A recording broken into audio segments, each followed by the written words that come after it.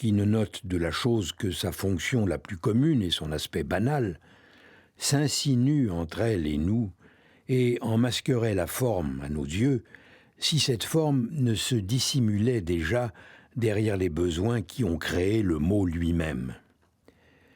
Et ce ne sont pas seulement les objets extérieurs, ce sont aussi nos propres états d'âme qui se dérobent à nous dans ce qu'ils ont d'intime, de personnel, d'originalement vécu. Quand nous éprouvons de l'amour ou de la haine, quand nous nous sentons joyeux ou tristes, est-ce bien notre sentiment lui-même qui arrive à notre conscience avec les 1000 nuances fugitives et les 1000 résonances profondes qui en font quelque chose d'absolument nôtre?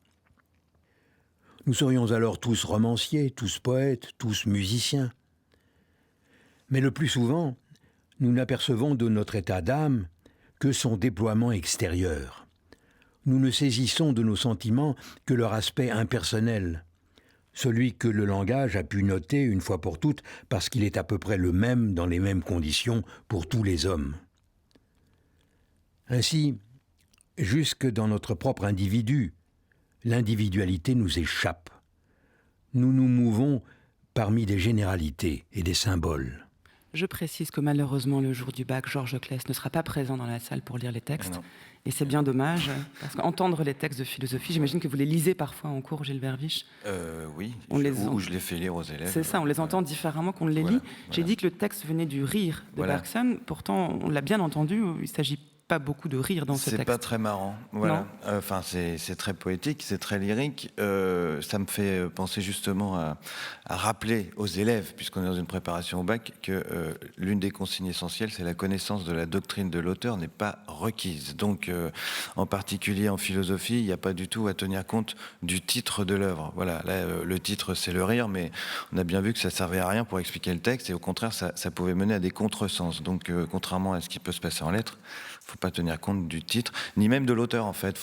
Bon, à mon avis, il n'est pas inutile de savoir vaguement de quelle époque il est, parce que pour pouvoir situer dans l'histoire des sciences et des techniques peut-être, et des connaissances, mais c'est à peu près tout.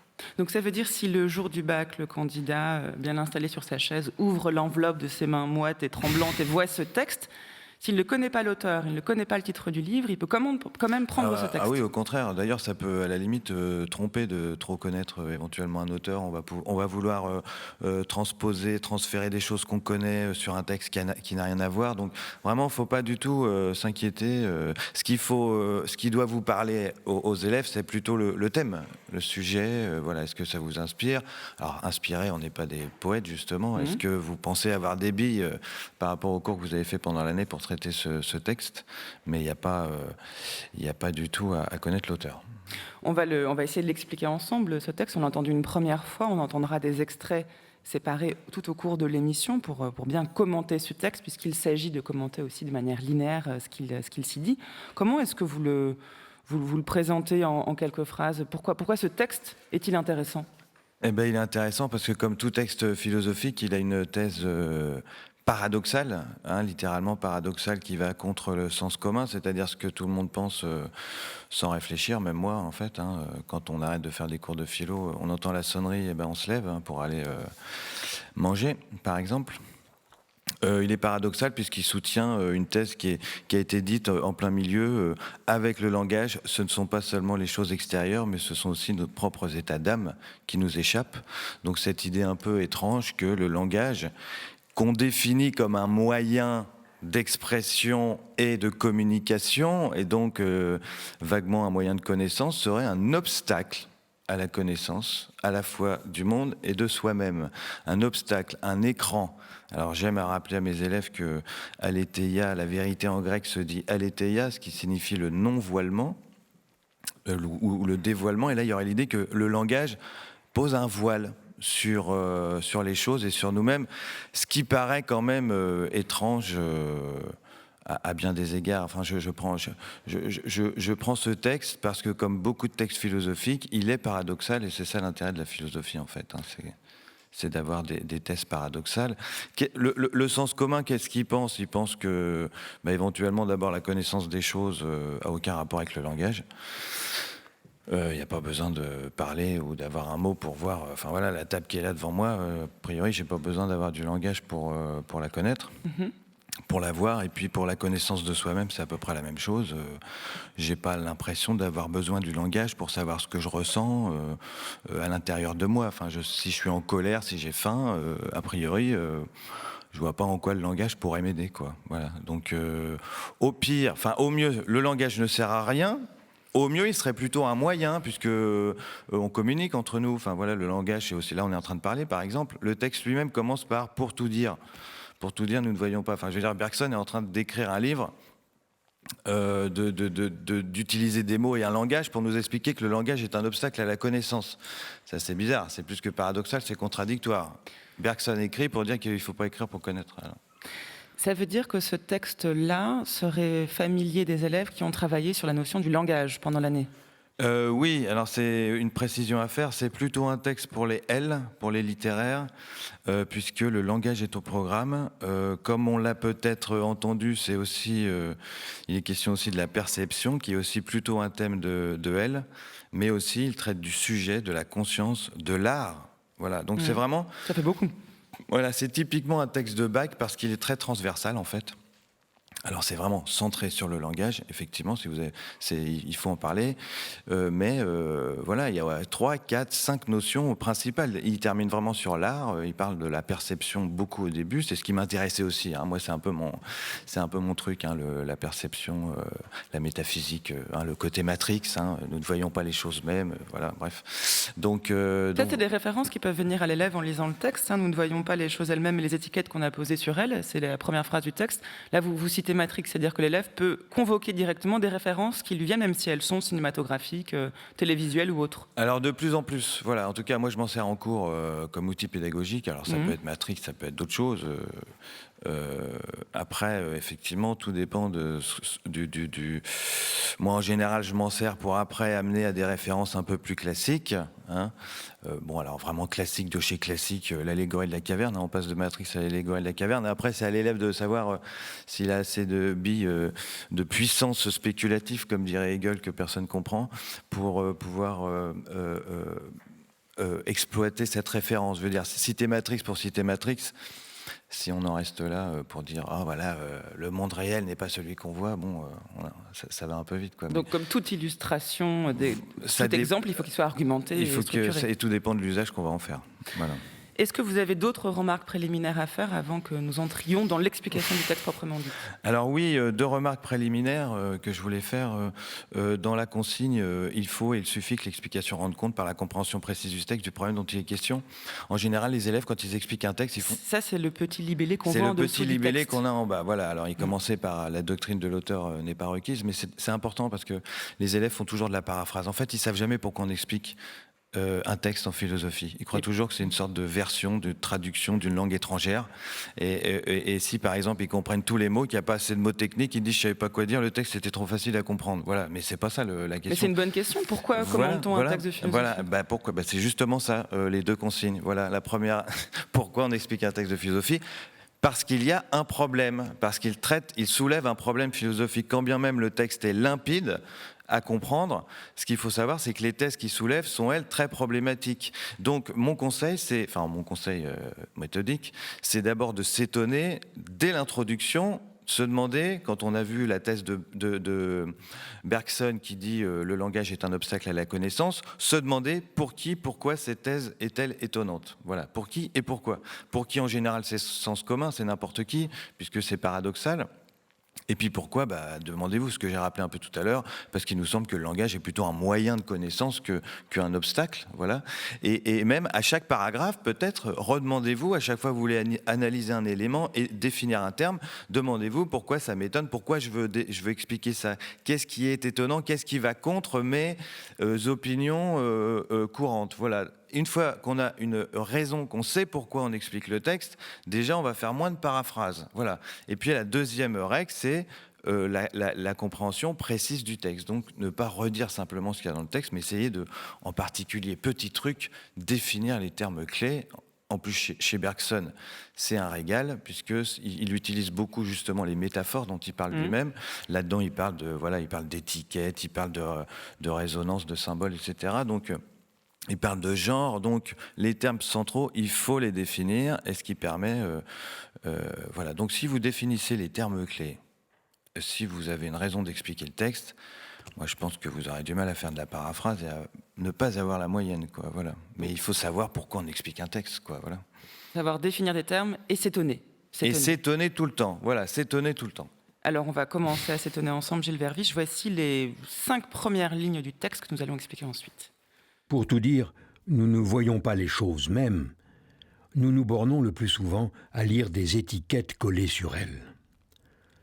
Cette tendance, issue du besoin, s'est encore accentuée sous l'influence du langage. Car les mots, à l'exception des noms propres, désignent tous des genres. Le mot, qui ne note de la chose que sa fonction la plus commune et son aspect banal, s'insinue entre elle et nous, et en masquerait la forme à nos yeux, si cette forme ne se dissimulait déjà derrière les besoins qui ont créé le mot lui-même. Vous écoutez France Culture, les chemins de la philosophie. Nous vous préparons à l'épreuve de philosophie le jour du bac, aujourd'hui. Et cette semaine, aujourd'hui, en compagnie du professeur de philosophie Gilles Verviche, nous expliquons, et de ses élèves qui sont présents donc, au studio 106 de Radio France. Vous êtes toujours là ? Oui. Ils sont là, ça va. Nous expliquons un texte de Bergson, issu du Rire. C'est le titre du livre de Bergson, mais le texte lui-même parle du langage. Et je dois dire, Gilles Verviche, que la première fois que j'ai lu ce texte, il y a un petit moment maintenant, mais quand même, je m'en souviens, je devais avoir l'âge de vos élèves, nous ne voyons pas les choses mêmes. Nous nous bornons le plus souvent à lire des étiquettes collées sur elles. Je crois que ce n'est pas exagéré de dire que ça a changé la conception que je me faisais peut-être de l'existence. En tout cas, de mon rapport au monde. Eh bien, c'était le but. Hein. Le philosophe est paradoxal, il va contre ce qu'on a toujours pensé, et donc Parce que c'est terrifiant, on ne voit pas les choses elles-mêmes, on voit des étiquettes. Voilà, quelles sont ces étiquettes ? Voilà, nous ne voyons pas les choses mêmes, nous voyons des étiquettes. Une étiquette, comme je disais tout à l'heure, il faut définir les termes. Voilà. Alors une étiquette, qu'est-ce que faut se demander. Il utilise des métaphores. C'est quoi une étiquette ? Voilà. Alors une étiquette, vous savez que il y a des mamies qui se sont ébouillantées en prenant leur café. Vous voyez pas où je vais venir. Hein, qui se sont ébouillantées en prenant du café dans des gobelets en carton. Et il a fallu, pour éviter les procès, d'écrire attention, c'est chaud. Voilà, donc les étiquettes, qu'est-ce que c'est ? Ce sont a priori donc des petits morceaux de papier qu'on colle sur les objets pour donner des informations qui a priori nous donnent les caractéristiques de l'objet. Voilà, donc par exemple confiture de framboise ou je sais pas tout ce que vous voulez. Si vous allez dans des magasins de bricolage, vous aurez. Et donc on a l'impression que ces étiquettes nous donnent les caractéristiques de l'objet, mais en fait non, ce sont des caractéristiques utiles pour nous. Je parlais de mon gobelet de café, c'était attention, c'est chaud, voilà, ne pas avaler, ne pas donner à un enfant de moins de 36 mois, et puis vous savez toutes les étiquettes glucides, lipides, enfin je vais pas faire, voilà. Donc en fait une étiquette, d'abord ça a deux sens. Vous savez quand on dit faut pas coller des étiquettes sur les gens, ça veut dire qu'on est dans le préjugé, donc dans quelque chose qui est plutôt faux. Et puis ensuite, on est dans des caractéristiques qui sont seulement utiles pour nous. Voilà. C'est-à-dire que ça ne nous révèle pas ce qu'est la chose en elle-même, sa nature, mais simplement des informations qui me sont utiles. Voilà. Et donc, ce qui est passionnant chez Bergson, c'est qu'il nous dit que quand nous voyons, c'est comme si on était en train de coller une étiquette. Alors ça, personne ne comprend rien. Enfin, c'est-à-dire qu'on ne voit jamais les choses qu'en fonction de leur intérêt pour nous. Voilà. Alors de leur intérêt, ou plutôt de leur utilité pour nous. Voilà. Alors ça, c'est bon. Je veux dire, Bergson, dans le fond, quand il dit ça, ça étonne, mais il fait que redire ce que disent la plupart des philosophes depuis 2500 ans. Hein. Quand Platon dit que le monde sensible est une illusion, c'est vaguement ce qu'il veut nous dire. C'est vrai que j'ai l'impression il n'y a qu'à ouvrir les yeux pour voir la table, pour voir le bleu, que le bleu, c'est une caractéristique de la table elle-même. Or, on a tous appris d'abord que les sens sont plus ou moins relatifs, subjectifs. Alors vous vous souvenez peut-être qu'en 2015, il y avait toute une polémique sur une photo d'une robe on se demandait si elle était bleue ou dorée ou noire et blanche, voilà. Chacun la voyait différemment. Chacun la voyait différemment. Donc c'est déjà que nos sens, ce que nous voyons n'est peut-être pas la nature de la chose, mais est relatif. Alors le débat, c'était de dire, c'est pas le nerf optique, c'est le cerveau. Ça n'empêche que ce qui explique ce qu'on voit, c'est plutôt nous, c'est plutôt notre corps, nos organes sensoriels, plutôt que la chose elle-même. Ensuite, effectivement, ces sensations. Alors, est-ce que ça veut dire que les sens sont trompeurs, que c'est Matrix ? Non, parce que, comme le dit Bergson, c'est utile, c'est un besoin, cette tendance issue du besoin. Ça nous permet quand même de vivre, de survivre. Par exemple, si je mets ma main au feu, je me brûle, ça permet quand même de l'enlever. Voilà, donc dites-vous ça à chaque fois que vous avez très mal, la douleur est une information. Voilà, si vous avez, voilà. Donc j'enlève ma main, si je ne ressentais pas la douleur, je ne ferais pas. C'est pareil, le soleil se lève, ça peut paraître une illusion, puisqu'on nous a appris depuis la Renaissance que le soleil ne se lève pas, mais que c'est la Terre qui tourne autour. Mais dans notre vie, à nous, tout ce dont on a besoin de savoir, c'est que le soleil se lève et se couche, puisque finalement notre horloge biologique pour dormir et vivre, elle est réglée sur l'alternance jour-nuit. Voilà. Donc non seulement les étiquettes, c'est-à-dire en partie les illusions, composent notre rapport au monde, mais nous dit Bergson, qui va encore plus loin dans la phrase suivante, cette tendance issue du besoin s'est encore accentuée sous l'influence du langage, c'est-à-dire que le langage lui-même est en fait une série d'étiquettes que nous posons sur les choses pour pouvoir communiquer et penser. Oui, alors c'est ça qui est très très très étonnant, parce qu'on pourrait penser que le langage permet de sortir de ce subjectivisme ou de ce relativisme, et que quand on donne là encore c'est très étonnant, puisqu'il nous semble que d'abord le langage comme moyen de communication, c'est quand même ce qui permet de se communiquer, de se transmettre des informations et donc des connaissances. Là on est encore une fois, on est en train de parler, Bergson lui-même dit pour tout dire, donc nous sommes en train de parler, comme il souligne, le langage résout pas tellement les choses, puisque les mots désignent des genres. Voilà, les mots désignent des genres.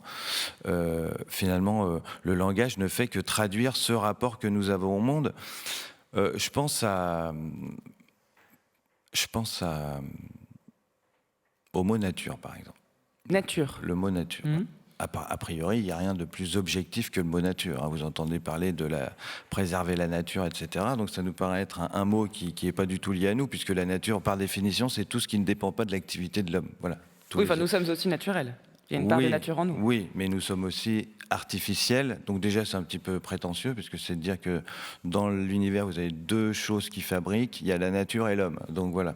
Et effectivement, ce mot nature qui est censé être pensé à la nature, à l'autre, il n'y a rien de plus anthropocentré, de plus relatif à l'homme, puisque la nature, c'est tout ce qui n'est pas l'homme. Imaginez un chien qui doit inventer un mot, le mot nature n'existerait pas, ça serait encore autre chose. Enfin, voilà. La nature désigne tout ce qui n'est pas nous. Voilà.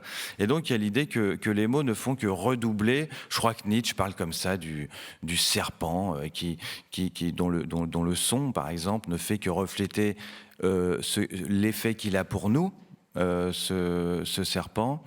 De la même manière, vous savez, alors il y a toujours un débat que les Esquimaux, les Inuits ont 40 mots pour dire le mot neige. 50 mots pour dire le mot neige. Alors pourquoi ? Manifestement parce qu'effectivement, ils ont un rapport d'utilité plus fort que nous. Nous, on a 3 mots pour la neige, ou 2, on a neige, poudreuse. Et puis, voilà, vous savez, quand on va au ski, c'est l'utilité qu'on a. Donc, ce que ça veut dire, c'est que le langage et les mots qui composent le langage, bien loin d'accroître notre connaissance ou de renforcer notre rapport au monde, au contraire, fonctionnent comme des écrans et nous éloignent du monde lui-même. Voilà. Et c'est ça qui est très paradoxal par rapport à l'histoire de la philosophie en général. Moi, je pensais un peu à Platon, je pense à Platon en même temps. On est payé pour ça, mais voilà, chez Platon, il y a un monde des idées, et puis le mot, c'est ce qui permet de connaître l'essence des choses. Quand vous allez regarder dans le dictionnaire une définition, qu'est-ce que c'est qu'une définition ? Ce serait pour nous l'essence de la chose qu'on trouve dans des mots. Je commençais en vous rappelant l'étymologie de aletheia, par exemple, en vous disant l'aletheia, c'est le non-voilement, et c'est ce que signifie la vérité en grec. Est-ce que chacun d'entre nous ici, les élèves, et puis tous les Français qui aiment bien les dictionnaires, quand ils vont chercher dans le dictionnaire, quand ils trouvent l'étymologie, ils n'ont pas le sentiment de se rapprocher de la vérité en se demandant mais qui a créé. D'ailleurs, certains des élèves qui sont là m'avaient demandé, mais qui a inventé les premiers mots, d'où ça vient le grec, le latin, avant encore. On a l'impression on dit au commencement était le verbe, on a quand même l'impression que découvrir le sens des mots, c'est découvrir la vérité des choses. Voilà. Et puis Bergson nous dit, en fait, pas du tout. Et pourtant, il se sert de la langue pour dire cela. Donc ça veut dire que le langage est peut-être défaillant, mais pas inutile. Alors voilà, on y reviendra à la fin du texte, mais vous savez qu'il évoque les métaphores. C'est vrai que c'est ça qui est très bien à lire chez Bergson. Alors petite remarque d'ailleurs, méthodique. Si vous avez un texte avec beaucoup de métaphores et d'images, ça peut faire peur, mais j'ai envie de dire que c'est à la fois plus difficile parce que le sens n'est pas... tout de suite compréhensible, mais ça donne beaucoup plus de liberté de penser, parce qu'une métaphore, comme c'est une image qui a plusieurs sens, on peut chercher à l'interpréter. Voilà. Et Bergson, quand il dit « nous serions tous écrivains poètes », je me demande s'il ne pense pas à lui, en fait, quand il dit ça, parce que c'est vrai qu'il a une manière d'écrire, contrairement à un Descartes ou un Kant, qui ont des... Bon, voilà, c'est un peu démonstration mort géométrique. Il y a une poésie de la critique de la raison pure, Gilles Verviche. Oui, il y a une poésie de la critique de la raison pure. Je suis pas sûr, mais bon, enfin voilà, on peut on peut aimer. Mais en tout cas, Bergson utilise des images qui sont toujours très belles. Il essaye de réinventer un peu le langage, en fait, dans sa philosophie. Ce qui rend ces textes intéressants non seulement à lire, mais à commenter. Cette première partie se termine avec la phrase « Le mot qui ne note de la chose que sa fonction la plus commune et son aspect banal s'insinue entre elle et nous ». On a compris pourquoi dorénavant. Le mot est donc cet écran entre nous et le monde. Et en masquerait la forme à nos yeux si cette forme ne se dissimulait déjà derrière les besoins qui ont créé le mot lui-même. À l'issue de ce premier temps, est-ce on résume la thèse qui a été énoncée avant de passer à la deuxième partie ? Si vous voulez, on peut résumer assez simplement que, on va essayer de résumer assez simplement, que le langage est donc un obstacle à la connaissance et même à la perception du monde. C'est ça, c'est de comprendre que la perception du monde n'est pas immédiate. Quand je perçois le monde, je ne le perçois pas simplement par rapport avec mes sens. Déjà, donc, cette perception sensible, elle est relative à mes besoins, et cette perception relative est redoublée par le langage qui lui-même traduit cette relation toute intéressée, utilitaire, pragmatique au monde. Et c'est vrai que si j'arrive à percevoir une table, ou si j'arrive à percevoir des chaises, c'est parce que je dispose du mot chaise et table. En fait, ce qui est intéressant aussi à comprendre, c'est que notre perception du monde n'est pas si immédiate que ça. Je veux dire, par exemple, si vous n'y connaissez pas du tout en botanique comme moi, vous allez regarder un jardin, vous allez voir des arbres. Moi, quand je regarde une forêt, je vois des arbres. Voilà, je vois rien d'autre. Et si vous y connaissez en botanique, vous allez peut-être voir des chênes, des hêtres, ou je sais pas, mais j'y connais rien. Moi. Mais voilà. Donc, voilà. Donc, le langage est un obstacle à la perception du monde extérieur. À partir de là, on peut... À partir de là, transition. Oui, alors dites-nous. À partir de la transition, puisqu'on se dit, si donc le langage ne fait que traduire nos besoins, notre rapport utilitaire au monde, alors au moins il doit bien traduire nos propres sentiments ou nous-mêmes. Enfin, on vient de dire qu'en fait le langage nous cachait le monde parce qu'on s'intéressait trop à nous-mêmes dans le langage. Donc est-ce que le langage serait pas au moins un bon moyen d'expression ? Il y a un peu, en fait, dans ce texte, la double fonction du langage qui est mise en concurrence. Le langage, c'est un moyen d'expression et de communication. Communication d'informations aux autres, expression de ses propres sentiments. Voilà. Apparemment, comme moyen de communication, c'est pas évident. Mais donc, comme moyen d'expression de mes propres sentiments, est-ce que c'est quand même pas le moyen idéal ? Voilà, c'est un peu ce qu'on peut se demander. Et voici la réponse de Bergson. Et ce ne sont pas seulement les objets extérieurs. Ce sont aussi nos propres états d'âme qui se dérobent à nous dans ce qu'ils ont d'intime, de personnel, d'originalement vécu. Quand nous éprouvons de l'amour ou de la haine, quand nous nous sentons joyeux ou tristes, est-ce bien notre sentiment lui-même qui arrive à notre conscience avec les 1000 nuances fugitives et les 1000 résonances profondes qui en font quelque chose d'absolument nôtre ? Nous serions alors tous romanciers, tous poètes, tous musiciens. Mais le plus souvent, nous n'apercevons de notre état d'âme que son déploiement extérieur. Nous ne saisissons de nos sentiments que leur aspect impersonnel, celui que le langage a pu noter une fois pour toutes parce qu'il est à peu près le même dans les mêmes conditions pour tous les hommes. Ainsi, jusque dans notre propre individu, l'individualité nous échappe. Nous nous mouvons parmi des généralités et des symboles.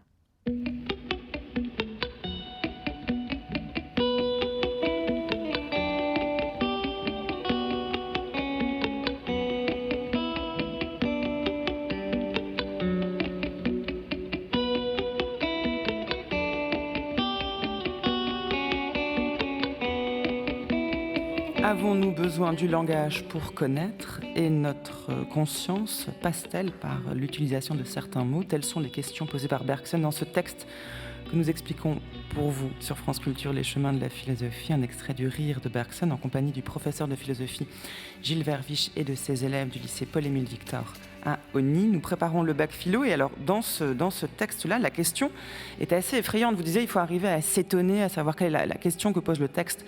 Se demander le rôle du langage dans notre accès au monde, mais aussi dans notre accès à nous-mêmes, a quelque chose de vertigineux, parce que si la réponse à la question est de dire que non, le langage nous éloigne de nous-mêmes, alors ça veut dire que peut-être nous n'avons jamais accès à nous-mêmes. Oui, c'est plus ou moins. Alors, la thèse de Bergson, c'est pas que nous nous accédons jamais à nous-mêmes, c'est que accéder à soi-même est difficile, voire impossible. Voilà. Alors, c'est l'expression que j'utilise beaucoup. C'est ce qu'il dit à la fin quand il parle des romanciers, des poètes. On va en reparler si on fait une explication linéaire. Mais d'après lui, en tout cas, ça demande un effort. Voilà, de se connaître soi-même, c'est pas évident.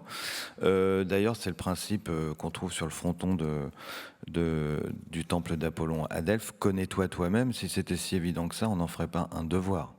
Ça a l'air pas évident, quoi. Alors, là aussi, c'est étonnant, c'est vertigineux, c'est anti-cartésien. Parce que Descartes, c'est « je pense donc je suis ». Pour Descartes, rien n'est plus évident et immédiat que la connaissance de soi-même. Quand il dit « je pense donc je suis », c'est le sentiment qu'on a tous d'ailleurs, je pense. Quel sentiment? Bon, les fameux élèves qui sont là devant nous, en général, quand je leur pose une question, ils disent je vois bien ce que je pense, mais je pourrais pas vous l'expliquer. Voilà, donc il y a l'idée que eux, dans l'intériorité justement de leur pensée, ils savent exactement ce qu'ils pensent, ou du moins ce qu'ils ressentent. Sans le dire en conclusion, Bergson parle plus des sentiments que des idées. C'est sans doute la limite de sa thèse, enfin pas la limite, mais ce qui permet de redonner un peu de légitimité au langage. Mais il y a l'idée, si vous voulez, qu'on a bien besoin du langage pour accéder aux états d'âme, aux sentiments des autres. Après tout, on n'a pas d'autres moyens. Là, quand je vous regarde, il faut que je regarde la tête que vous faites, et vous-même, celle que je fais, ou d'autres moyens d'expression pour savoir ce que je ressens. En revanche, j'ai le sentiment que pour savoir moi ce que je ressens, j'ai besoin de rien du tout, puisque je suis quand même à l'intérieur de moi-même, dans ma tête, et que je sais immédiatement, à la limite, mes sentiments, je les sens plus dans le ventre ou dans le cœur que dans la tête ou dans le langage, quoi. Donc, l'idée que le langage sera un obstacle à la connaissance de ses propres sentiments, c'est très étonnant, je dirais. Et à partir de cet étonnement, vous en faites quoi ? À partir de cet étonnement, il faut justifier l'idée que soutient Bergson, que finalement, on se rend compte que peut-être qu'on a besoin quand même des mots pour connaître mais y compris nos sentiments d'ailleurs. Bergson a introduit un nouveau terme dans sa deuxième partie, c'est celui de conscience. Oui, voilà, celui de conscience. Alors j'avais pensé, moi, dans la série Westworld, je ne sais pas si vous la regardez vous-même. Tout à fait. Je n'ai pas encore commencé la saison 2, mais alors expliquez-nous quelle est cette série pour ceux qui ne la connaissent pas. La série Westworld, c'est assez passionnant. Passionnant. C'est encore l'histoire de l'intelligence artificielle. Donc c'est un parc d'attractions avec des robots. Alors, hyper évolué, c'est-à-dire que de l'extérieur, il n'y a aucune différence entre un être humain et un robot, et qui sont là pour divertir les visiteurs qui viennent vivre une expérience dans le Far West. Et évidemment, comme tous ces problèmes d'intelligence artificielle, comme on le trouve dans Blade Runner et dans la nouvelle, je crois que c'est les robots rêvent-ils de moutons électriques, la question toujours de l'intelligence artificielle, c'est de savoir si elle peut accéder ou pas à la conscience. Et là... il y a une thèse qui émerge dans la série, c'est que ce serait par le langage, justement, que viendrait la conscience. Alors, on va écouter un extrait de cette série. Est-ce que je m'adresse à vos élèves qui sont là? Vous connaissez cette série Westworld? Vous la regardez? Bon, oui et non. Donc, on va écouter un extrait, puis vous nous direz comment s'en servir le jour de l'épreuve. Voilà. Nos hôtes ont réussi le test de Turing à la fin de la première année. Mais cela n'a pas suffi à Arnold. Il ne se satisfaisait pas d'un semblant d'intelligence ou d'esprit. Il voulait atteindre le sommet. Il cherchait à créer la conscience.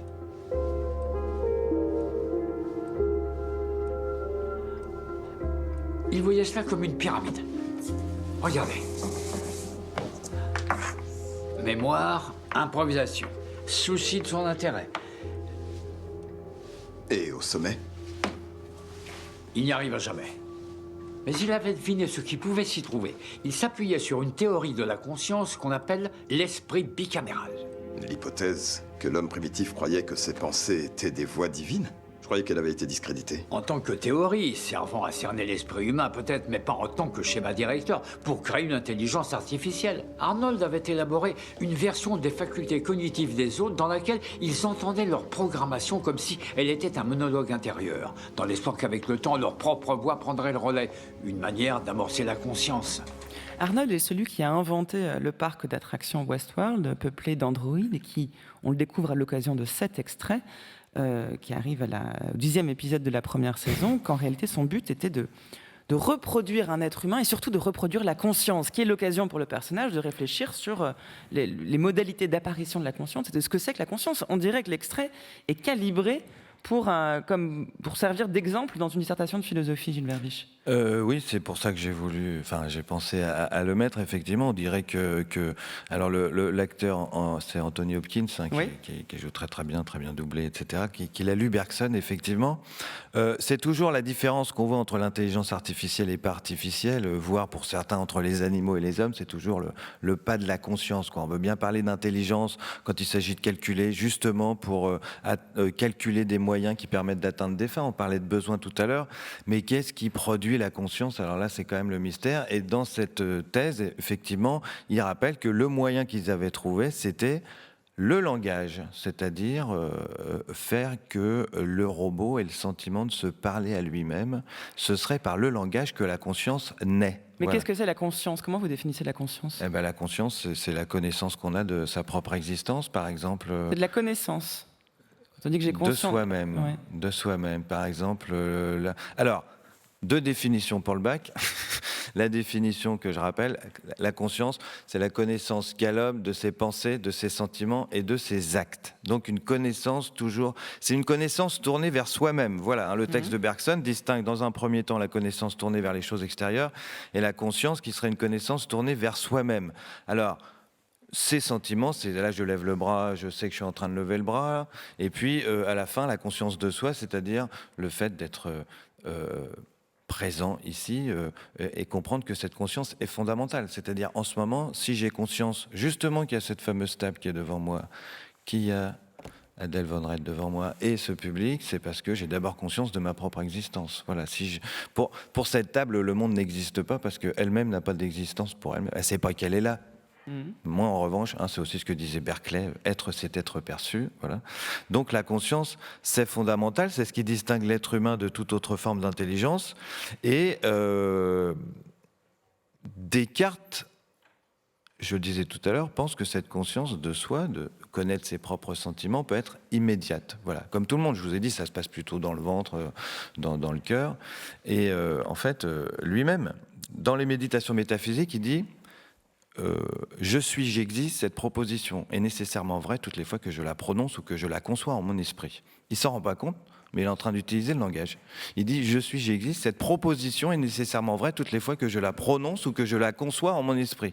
Donc il nous répète pendant toutes les méditations que la conscience de soi c'est immédiat, et en fait il est en train de nous dire que s'il n'y avait pas le langage, il ne pourrait pas prendre conscience de lui-même. Mais il n'a jamais dit que c'était immédiat. Il sait très bien qu'il est en train de se servir du langage. Quand il dit je suis, j'existe, il ne dit pas qu'il a conscience qu'il connaît qui il est, mais qu'il peut prouver par le langage qu'il est en train d'exister. C'est un récit. Oui, mais il peut C'est-à-dire que la conscience n'est rien sans le langage. Il a la même thèse. Je pense qu'il le dit pas comme ça. Enfin, il utilise le langage pour le montrer, mais il répète assez que pour lui, la conscience de soi est ce qu'il appelle une évidence qui par définition, enfin moi voilà, une évidence, qu'est-ce que c'est? C'est une vérité qui apparaît immédiatement comme vraie. Il y a quand même l'idée dans l'évidence de la conscience de soi, d'immédiateté, qui n'aurait donc pas besoin de médiation, en particulier du langage, me semble-t-il. Pour Descartes, en tout cas, puisque lui-même aussi écrit ce texte et réfléchit à la médiation du langage. Mais d'ailleurs, c'est toujours la difficulté, aussi bien pour Bergson que pour Descartes, que pour Rousseau. À chaque fois que quelqu'un essaye de penser le langage, l'origine du langage, le pourquoi du langage, ce qui est toujours impossible, c'est qu'en fait, on ne peut pas sortir du langage pour essayer de penser à un monde sans le langage. Quand on dit que notre rapport au monde est médiatisé par le langage ou le rapport à soi-même, comment montrer les choses autrement, quoi. Mais pour la connaissance de ses propres sentiments, il y a aussi l'idée, j'en parlais aussi avec les élèves, la question de savoir pourquoi on fait un journal intime, par exemple. Bergson évoque l'intimité, nous avons notre intimité, et on pourrait penser encore une fois que pour avoir une connaissance intime de soi-même, on n'a pas forcément besoin du langage. Dans un procès, quand on demande au jury son intime conviction, il s'agit plutôt de quelque chose intérieur qu'on a du mal à communiquer aux autres. Et alors, pourtant, il y a des gens qui écrivent des journaux intimes, donc manifestement, il y a besoin quelquefois de mots, peut-être pour se connaître soi-même, quoi. Bergson, de manière assez inattendue, dans la deuxième partie de ce texte que nous avons entendu, glisse que sans cet écran en fait, que produit le langage entre nous et le monde, entre nous et nous-mêmes, eh bien alors nous serions tous romanciers, tous poètes, tous musiciens, ce qui est une manière de définir le rôle de l'artiste ici. Alors exactement, et c'est pour ça que le texte est assez intéressant, pas seulement pour des terminales littéraires, mais pour tous, surtout que l'art, alors je vous préviens, il y a à peu près 27 notions en L, et l'art tombe tous les ans dans au moins une des filières. Donc s'il y a un petit conseil à donner, c'est de réviser le chapitre sur l'art si vous l'avez fait en cours. Manifestement, il n'y a pas toujours une imagination débordante pour les sujets. L'art tombe tous les ans dans au moins une des filières. Donc voilà. Et donc, effectivement, il a une thèse très étonnante sur l'art et par rapport à ce texte, puisque l'art, qu'est-ce que c'est ? Bon, évidemment, c'est la production, c'est un savoir-faire pour produire un objet, une œuvre d'art dont on peut se demander quel est son but. Mais disons que le sens commun, nous-mêmes, nous aurions un peu l'idée que l'art sert plutôt à s'évader de la réalité, à aller dans l'imaginaire. Enfin, on a des générations en ce moment qui ont peut-être été biberonnées à Harry Potter ou des choses comme ça, ou Le Seigneur des Anneaux. Enfin, on pense que l'art, les œuvres d'art, c'est plutôt pour s'évader de la réalité. Et là, il y a l'idée, parce que Bergson le dit ailleurs dans Le Rire. Alors, je suis désolé, j'ai dit qu'il fallait pas connaître l'auteur ni l'œuvre, mais c'est aussi votre rôle de professeur que nous apprendre ce qu'il y a dans ce texte. Voilà, mon rôle de professeur, c'est d'en savoir un peu plus que les élèves, donc éventuellement de le dire, qui dit que finalement l'art est une vision directe, plus directe de la réalité. Contrairement à ce qu'on pourrait croire, l'art n'est pas une évasion de la réalité, mais un rapport plus direct. Il dit, si nous pouvions, par le langage, nous connaître, nous serions alors tous artistes, poètes, romanciers. Alors pourquoi ? Pour plein de raisons. D'abord, effectivement, parce que l'art est peut-être une manière. Le regard de l'artiste est plus direct sur la réalité. Je crois que Picasso disait à une de ses modèles, à force de vous regarder, je ne vous vois plus. Voilà. Et ce qu'il essayait de peindre dans ces tableaux si bizarres, cubistes, bleus ou pas, comme Guernica, qui ne ressemble pas à la réalité, il essayait de peindre la réalité au-delà des apparences. Voilà. Donc l'art en général nous donne une perception du monde. Pourquoi ? Parce que justement, elle n'est pas intéressée, elle n'est pas pratique. C'est le fameux regard esthétique. Le regard esthétique, c'est de regarder les choses simplement dans leur forme. Par exemple, je vais regarder cette chaise, non plus en me demandant comment je vais pouvoir m'asseoir, mais simplement regarder sa forme. Voilà. Avec les élèves, on essaye de montrer, je remonte Marcel Duchamp, par exemple, le fameux pelle à neige, porte-bouteille, voilà, en leur disant, on arrête de se demander à quoi sert l'objet, puis on essaye de regarder simplement la forme. Voilà, c'est une forme de regard désintéressé. Et puis, si on pense plus particulièrement aux musiciens, peut-être que c'est une manière d'exprimer des sentiments qui correspondent plus à leur flux, quoi. J'aime bien évoquer la notion de flou artistique. Vous savez, c'est une critique. On dit, on cultive un flou artistique. Mais peut-être que nos sentiments sont assez flous et que le langage qui découpe de manière un peu trop stricte la réalité correspond mal à l'expression du flou artistique de nos sentiments. Et puis, oui. On peut aller même plus loin avec Bergson lorsqu'il dit que nous serions alors tous romanciers, tous poètes, tous musiciens. On peut y voir aussi une manière de célébrer ce qui nous éloigne du monde, cet écran que produit le langage, même la conscience de nous-mêmes, parce que finalement c'est ça qui permet à l'art d'exister. Et en fait, c'était exactement cette pensée que Bergson lui-même avait formulée. Je ne sais pas si vous connaissez cet extrait, vous proposez Westworld, moi je vous en propose un autre et je m'adresse aussi à vos élèves. Vous allez entendre, et peu de gens l'ont entendu, parce qu'on ne sait pas que cette archive existe, la voix de Bergson. Oula. C'était en 1936, c'est le seul enregistrement sonore de la voix de Bergson, et figurez-vous qu'il dit exactement la même chose que l'idée que nous sommes en train de commenter. Quel est l'objet de l'art? Si la réalité venait frapper directement nos sens et notre conscience, et si nous pouvions entrer en communication immédiate avec les choses et avec nous-mêmes, je crois bien que l'art serait inutile, ou plutôt que nous serions tous artistes, car notre âme vibrerait alors continuellement à l'unisson de la nature. C'est bouleversant d'entendre Bergson le dire. C'est bouleversant. C'est pas facile à entendre. Il y a un petit côté général de Gaulle, mais c'est l'époque. Mais merci pour la comparaison, pour lui. 1936, c'est le son de radio. Donc, si la réalité venait frapper directement nos sens et notre conscience, si nous pouvions entrer en communication immédiate avec les choses et avec nous-mêmes, je crois bien que l'art serait inutile, ou plutôt que nous serions tous artistes, car notre âme vibrerait alors continuellement à l'unisson de la nature. Oui, oui, c'est exactement ce qu'on est en train d'expliquer. Mais là, si l'art était inutile, l'art ne peut pas être inutile en même temps, puisque nous avons aussi besoin, c'est pas seulement une critique, nous avons aussi besoin de ce rapport pratique, utilitaire aux choses. Nietzsche parlait d'une erreur utile, croire que nos sensations sont une connaissance vraie, immédiate du monde. Donc, il faut bien vivre quand même, hein, il faut bien manger, il faut bien... Je parlais de la main... au-dessus du feu, il faut bien survivre. Mais effectivement, si nous avions besoin ni de dormir, ni de boire, ni de manger, si nous n'avions pas de besoin, alors peut-être que nous aurions ce regard esthétique distancié avec les choses. C'est effectivement intéressant de se rendre compte que cet artiste qui a l'air de représenter la réalité de manière plus distanciée que les autres, enfin, on a l'impression qu'effectivement, il est toujours un peu parti dans son monde, mais voilà, il y a l'idée...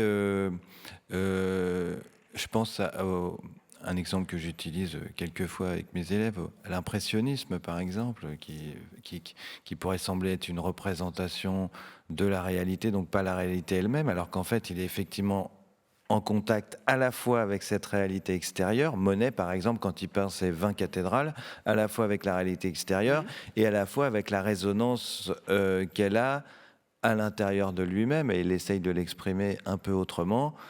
Son but, c'est pas de rentrer dans la cathédrale pour aller prier. Il va se mettre devant la cathédrale, ou pas d'ailleurs. Hein. Des fois, les paysagistes peignent dans leur atelier. C'est ça qui est assez étrange. Hein. C'est qu'il n'y a pas besoin de voir, ce que je dis un peu avec Picasso, il n'y a pas besoin de voir la réalité pour la représenter de manière plus réelle, quoi. Les choses elles-mêmes, voilà, représenter les choses elles-mêmes et pas notre rapport au monde.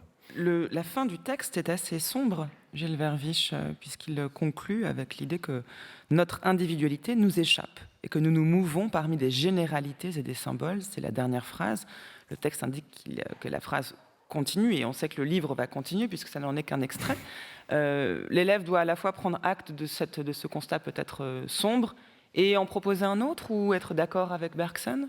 Comment faut-il procéder ? Alors moi j'ai tendance à dire en général qu'il ne faut pas se demander si on est d'accord ou pas avec Bergson. Comme je dis aux élèves, si vous n'êtes pas d'accord avec Bergson, c'est vous qui avez tort. Enfin, je veux dire... ah bon ? Voilà. Hein. Voilà qui développe l'esprit critique. Non mais l'intérêt c'est de se dire quel nouveau regard justement le texte m'a apporté, c'est ça l'intérêt. D'accord, donc on conclut sur l'apport du texte sur l'apport par rapport à ce que moi je pensais. On parlait tout à l'heure, on commençait sur la notion de paradoxe. L'intérêt quand même, c'est de s'être étonné et soi-même d'avoir découvert des choses. On n'est pas sur un débat entre deux personnes qui auraient des opinions différentes, mais sur un point de vue qu'on n'avait jamais soi-même envisagé. Donc qu'est-ce que ça m'a apporté à moi, voilà. Alors quand il dit nous nous mouvons parmi des généralités et des symboles, je sais pas si c'est très négatif ou pessimiste. Je veux dire, c'est un fait. Pour vivre, il faut bien avoir des signaux. Là, il parle de symboles.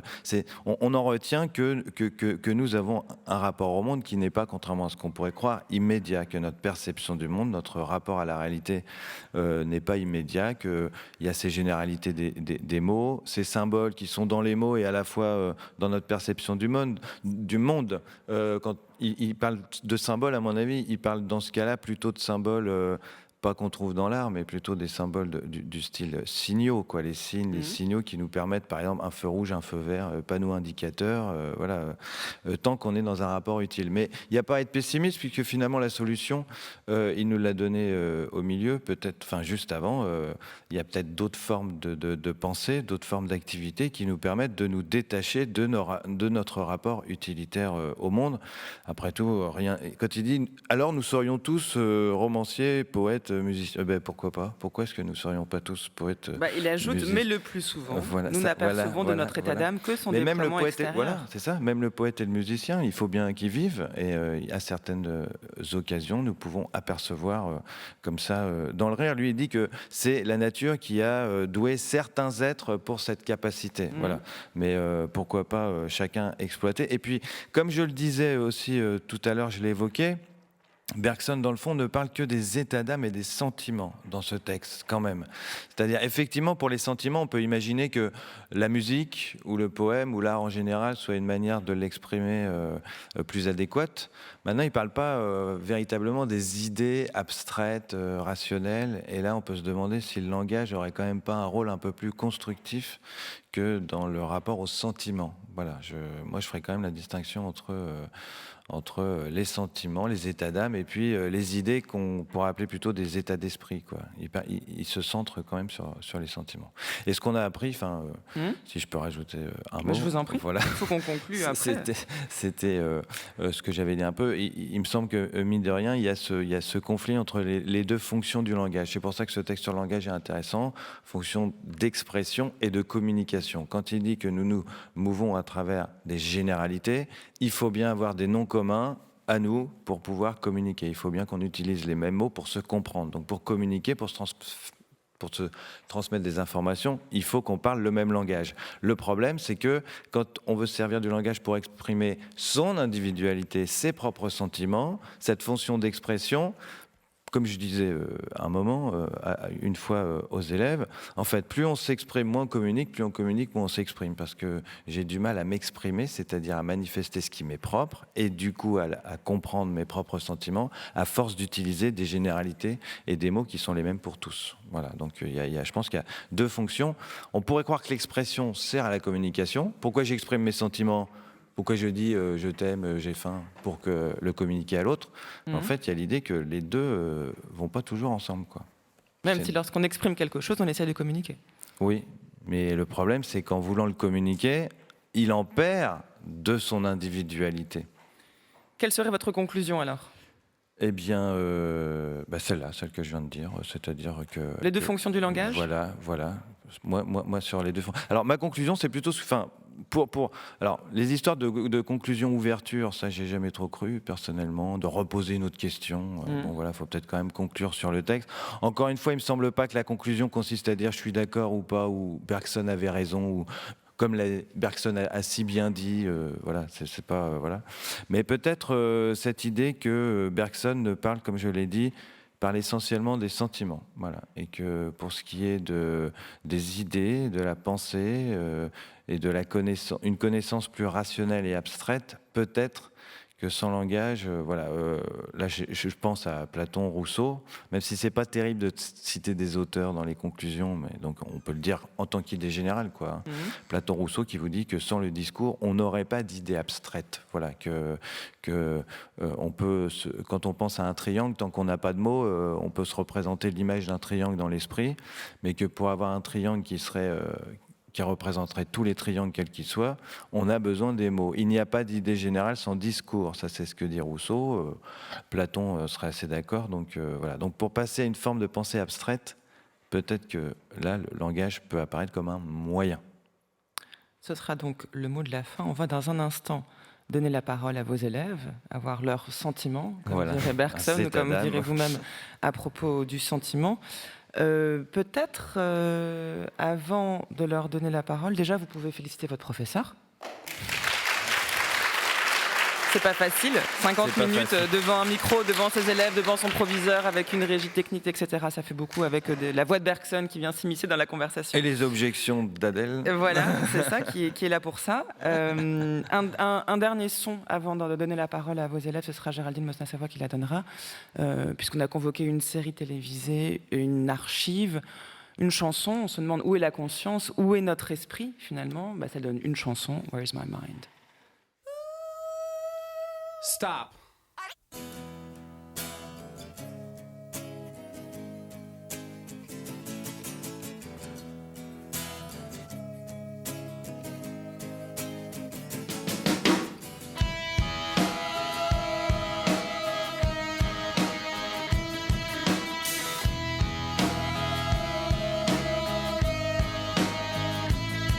With your feet on the air, your head on the ground.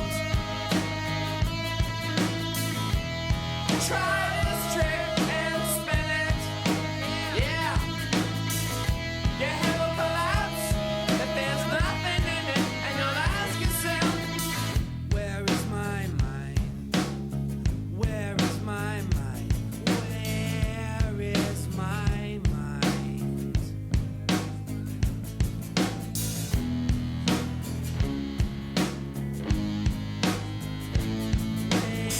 Way out in the water, see it swimming.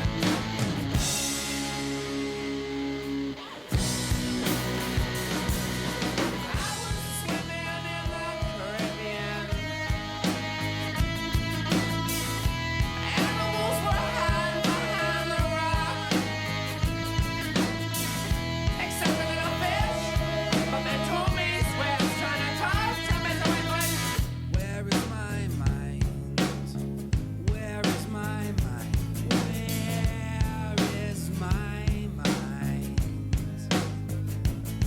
La grande question, c'est est-ce que les élèves en terminale aujourd'hui écoutent encore les Pixies? Ça vous dit quelque chose ou pas? Bon, je ne sais pas ce que j'entends, j'aimerais entendre oui, donc j'imagine que c'est le cas. En tout cas, merci à vous d'être là. Je rappelle que vous êtes du lycée Paul-Émile Victor à Osny avec votre professeur Gilles Verviche qui vient de plancher pour vous. Sur France Culture, les chemins de la philosophie, les paroles est désormais à vous, chers élèves, et c'est dans le cadre du journal de la philo de Géraldine Mosna-Savoie. On n'est pas là pour philosopher, Carpentier. Quand même. Incroyable. Bonjour Géraldine. Bonjour Adèle, bonjour à toutes et à tous. Alors vous nous avez rejoint dans le studio 106 de la Maison de Radio France pour un journal un peu spécial où donc vous allez donner la parole aux élèves de notre invité Gilles Verviche qui vient de À plancher 3 pour nous. élèves de Gilles Verviche, donc Romane Buret, Adrien Mazzoni, tous les deux vous êtes en terminale littéraire, et Anna Bensedik qui est en terminale scientifique. Alors première question, je me tourne vers vous Romane. Est-ce que ce texte, Le rire de Bergson, cet extrait, est-ce qu'il vous a intéressé? Est-ce que vous l'auriez choisi le jour de l'épreuve? Alors moi personnellement, je sais que du coup je suis en terminale littéraire, donc c'est un texte qui aurait pu potentiellement tomber le jour du bac.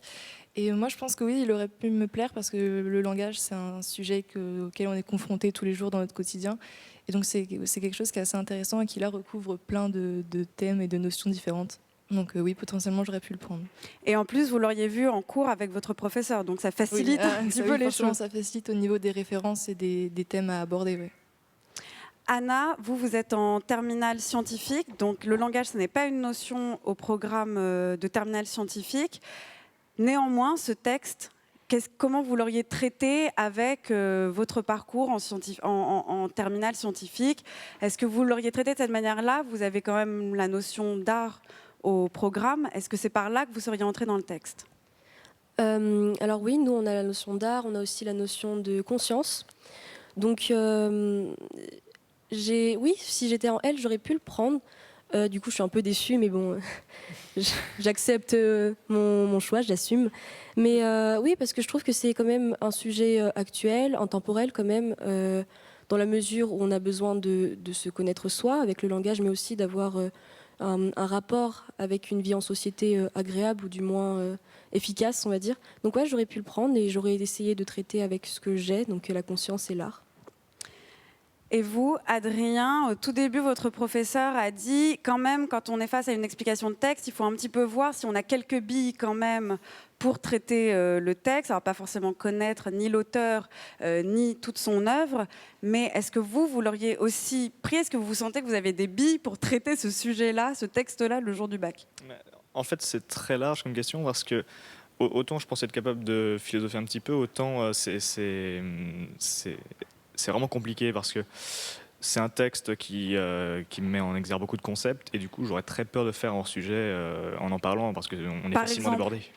Quand là, à l'écoute de l'explication de votre professeur, qu'est-ce que vous auriez fait que lui n'a pas fait et vous auriez peut-être eu peur de vous tromper? Alors je dis pas que vous auriez fait mieux ou pas, l'idée n'est pas de noter votre professeur, mais comment vous l'auriez traité ou pris ce texte? Bien, en fait, j'aurais essayé de...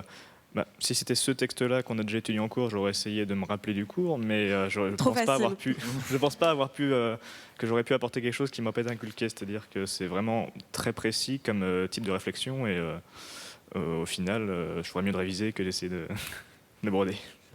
Les exemples de Westworld, de Philippe K. Dick, Matrix ont été convoqués. Quel exemple, vous serez peut-être venu en tête? Là, je me tourne vers vous trois. Vous pouvez passer le micro à Adrien, Romane ou Anna. Est-ce qu'il y a un exemple en particulier que vous auriez convoqué de cinéma ou de série ou de littérature? En plus de ceux qui ont été cités ou autres, différents? Vous regardez peut-être pas forcément les mêmes choses que votre professeur. Si, parce que quand même c'est... si, on a un professeur qui est quand même actuel, qui prend des exemples le plus actuels possible. C'est un beau compliment. Vous avez payé vos élèves, Gilles Verviche ou...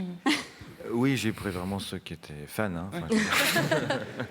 Non, mais c'est pour essayer de nous faire comprendre mieux des trucs qui nous font paraître. Je sais pas. Oui, j'aurais pris Westworld en tout cas parce que je regarde. Moi, je sais que la série dont on a parlé là, je la regardais pas du tout, donc mais c'est intéressant de découvrir des nouvelles choses. Mais après Matrix, on l'a vu en cours aussi, donc je trouve que c'est intéressant d'allier la pop culture à des sujets philosophiques parce que ça permet de faire des liens. Et pour nous, c'est plus facile de comprendre et on arrive mieux à visualiser du coup après les questions et les questions et les problèmes qu'on se pose philosophiques à propos de la pop culture à partir de ça. De manière générale, est-ce que vous prendriez l'explication de texte? En fait, est-ce que c'est vraiment l'exercice sur lequel vous vous sentez le plus à l'aise en terminale, qui est en fait, comme le disait votre professeur au tout début, un petit peu compliqué parce qu'on a tendance à paraphraser ou alors à tout de suite prendre le contre-pied, à dire je ne suis pas d'accord avec ce que dit Bergson? Est-ce que vous l'auriez pris, du coup, cette explication de texte, l'exercice de l'explication de texte? Allez-y, Anna, après Adrien. En 15 secondes. En 15 secondes. Justement, comme disait Adrien tout à l'heure, leur sujet est très très risqué en fait. Et moi, je ne prendrais pas le risque. Je préfère de base la dissertation. Je ne sais pas ce que tu en penses. Adrien?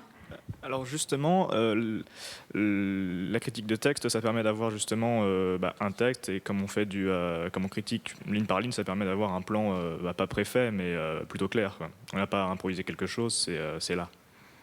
Donc plutôt rassurant. Voilà. Merci beaucoup à tous les trois et bon courage pour le bac. Merci à vous Géraldine, merci à vous tous d'avoir été présents aujourd'hui, les élèves du lycée Paul-Émile Victor, ainsi que ceux du lycée Pasteur de Neuilly qui reviendront demain pour assister à l'émission en compagnie de leurs professeurs.